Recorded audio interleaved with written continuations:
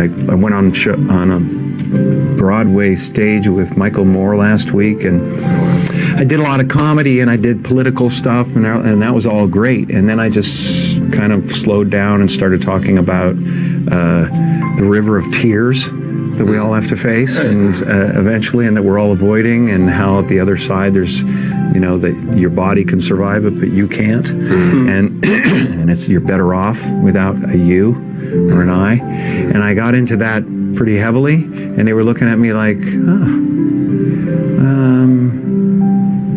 this isn't what you're supposed to say. Right. It was more like, you're supposed to say, we're important, and you're supposed to say it's all going to be all right, and you're supposed to say that whatever you dream can come true, and you're supposed to say all those things. I do believe in manifestation, power of that kind of stuff, but I don't believe that any of it matters. This mattering is to me a human construct, born out of a need, the same need as you have to have deities and things like that. I believe in an energy of God, an energy of everything is divine. There's no thing that isn't divine. Everything is divine, and I'm that. I'm not the body. I'm you guys, and I'm this thing, and I'm this thing, and I'm the cameras, and it doesn't matter to me what's happening on them. Sometimes I still have the groove cut in me that wants my hair to look nice. Right. It's an ancient thing. Yeah. There's still ego there, but I don't. I'm finding that ultimately the freedom from it is something people are kind of hungry for in a way. Right. They're like, I don't want to be me either. Right. And I go, well, look, great, because you never have been. The happy place is realizing that you're everything. And that there's no real you involved in the first place. It's a weird little semantic jump that you make where it sounds like, well, that's totally fucking threatening, man. I can't not be me. I've built this construct. Yeah.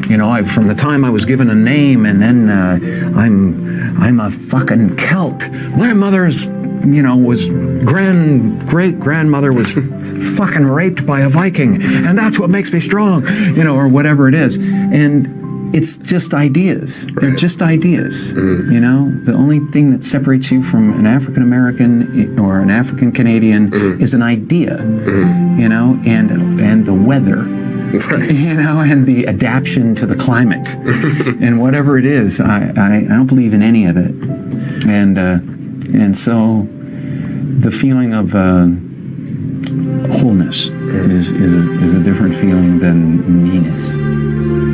I don't exist, so they're all characters that I've played, including Jim Carrey, including Joel Barish, including any of those things. They're all characters. Jim Carrey was a less intentional character, right? Because I thought I was just building something that people would like, but it was a character, So it's, I played the guy that was free from concern, so that people who watched me would be free from concern, And then at a certain point you go like, okay, well, that's great, but it's like the one thing people talk about depression all the time. The difference between depression and sadness is just, from happenstance, whatever happened or didn't happen for you, or, grief or whatever it is. And depression is your body saying, fuck you, I don't want to be this character anymore.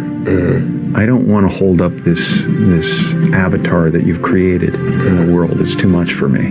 Right. And so a friend of mine who's a spiritual teacher has a really good take. His name is Jeff Foster, and his take on it is that they should change. You should think of the word of depressed as deep rest. Deep rest. Your body needs to be depressed. It needs deep rest from the character that you've been trying to play. Right. The great and powerful Oz. I'm the great and powerful Oz. How dare you come near me? Kind of thing. And you're just the sweaty guy behind the curtain going. Right. It's an amazing metaphor, in that movie.